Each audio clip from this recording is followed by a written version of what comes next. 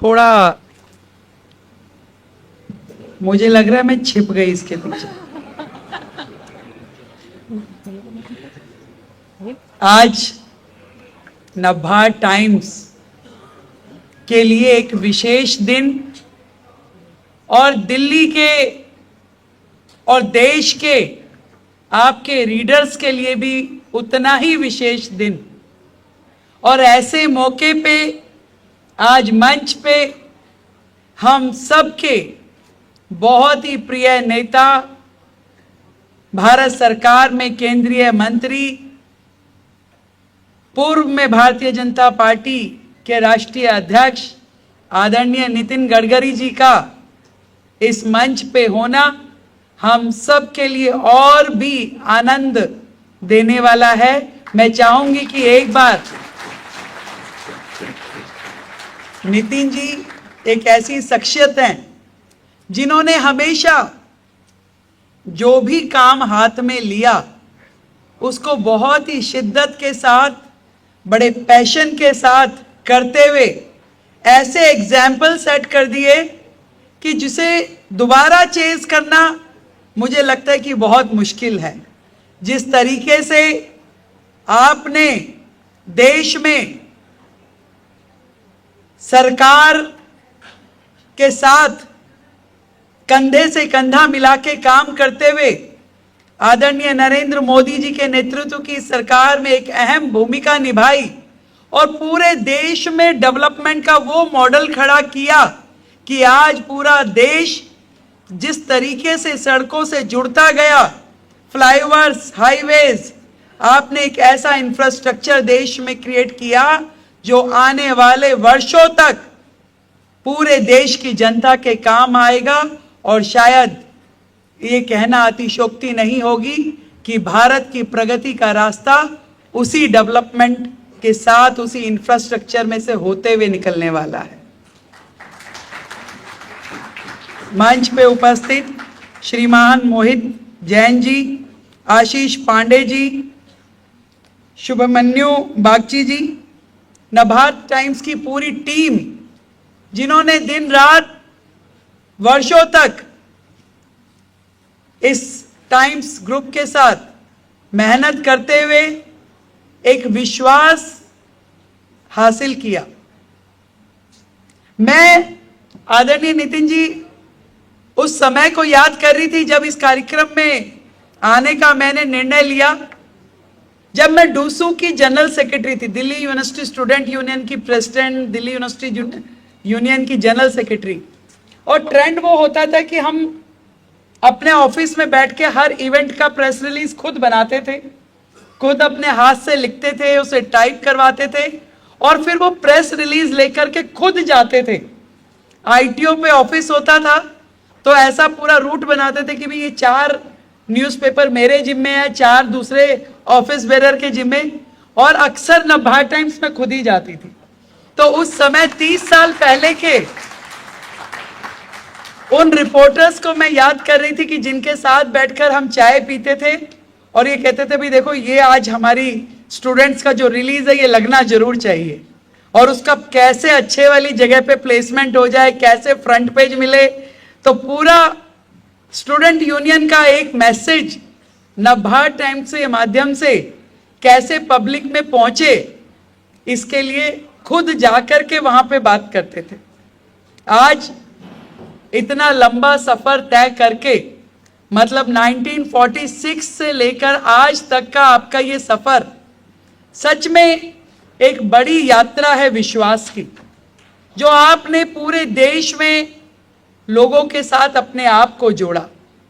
विश्वसनीय खबरें तो होनी ही चाहिए, जो आपने फॉलो किया कि आपकी हर खबर के अंदर जनता का विश्वास हो कि यदि वो नवभारत टाइम्स में छपा है तो निश्चित रूप में पूर्णतः सच है।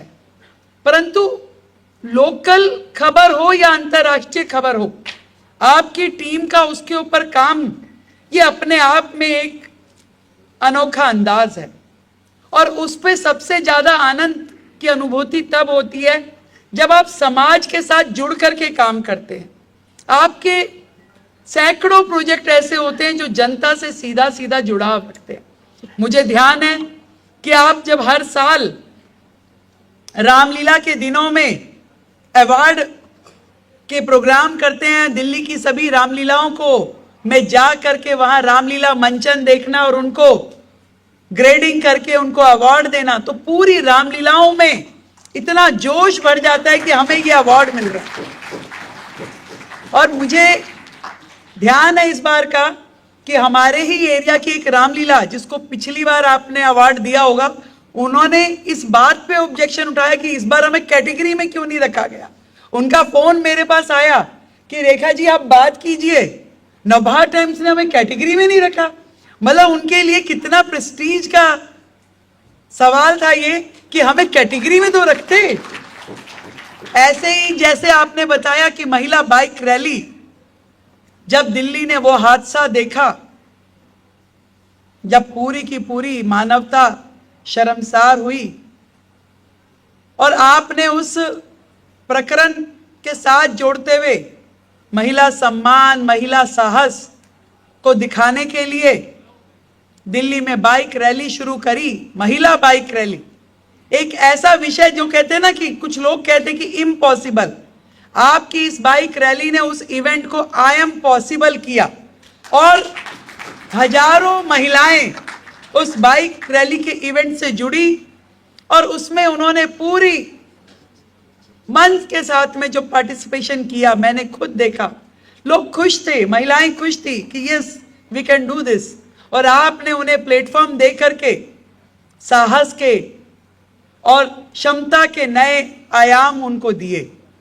ऐसे ही जब मैं न्यूज़पेपर पढ़ती हूँ तो देखती हूँ छोटी छोटी समस्याएं जो शायद किसी व्यक्ति ने, किसी RAA ने, किसी सामाजिक व्यक्ति ने कहा होगा आपको, और आपने उसको यूं का यूं छाप दिया कि NBT रिपोर्ट्स।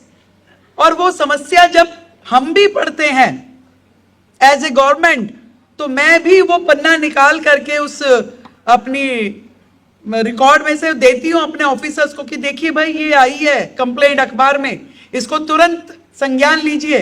तो एक जनता और सरकार के बीच का सेतु भी नवभारत टाइम्स निभाता है।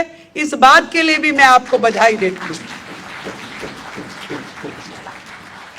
इतना कह सकती हूं कि कुछ लोग, कुछ इंस्टीट्यूशन लोकतंत्र के इस चौथे स्तंभ को एज ए बिजनेस ट्रीट करते हैं कि यहां से क्या कमाई का साधन मिले, परंतु ये कोई प्रॉफिट मेकिंग इंस्टीट्यूशन नहीं है। यहां सीधा सीधा देश की, समाज की जिम्मेवारी आप लोगों के ऊपर है और उसे जब आप निभाते हैं तो एक अलग प्रकार का संदेश जनता में और देश में जाता है, और नहीं निभाते तो भी लोग समझते हैं कि आप क्या कर रहे हैं। वो कहते हैं ना कि समर शेष है, समर शेष है नहीं पाप का, भागी केवल व्याध, जो तटस्थ है समय लिखेगा उसका भी इतिहास।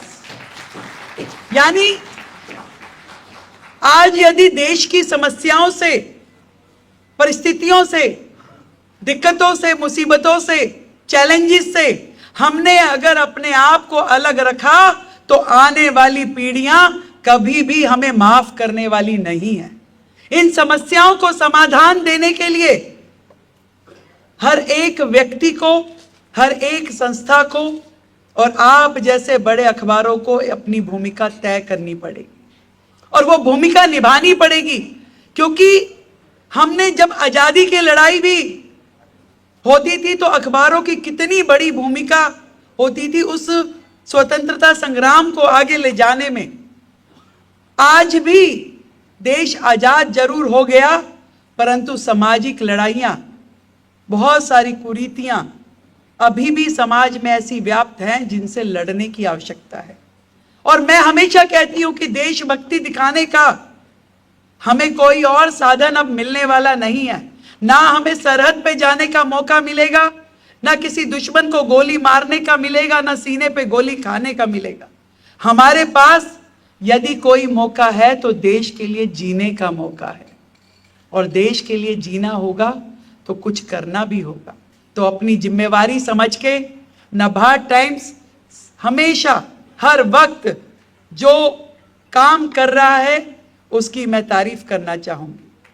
और इतना बड़ा ग्रुप, इतने सारे आपके एसोसिएट, आपके कर्मचारी, आपकी टीम, आपके एडिटर्स, आपके रिपोर्टर्स, उन सब को बधाई देते हुए यही कहना चाहूँगी कि आपका जो ये सफ़र पिछले 79 इयर्स का है, कहीं छोटे से ग्रुप से शायद आपकी टीम शुरू हुई होगी और एक आज बड़े मुकाम पे है भारत में कि जिसका सबसे ज़्यादा सर्कुलेशन यदि किसी हिंदी अखबार का देश में है तो वो नबार्ड टाइम्स का है।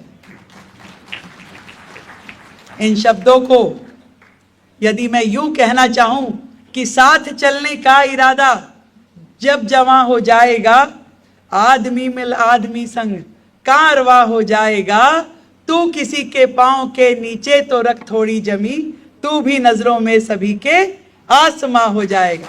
तो बहुत बहुत बधाई आप सभी को मेरी ओर से। आप इसी तरीके से बढ़ते रहें और देश और समाज के प्रति जो दायित्व है निभाते रहें। जय हिंद।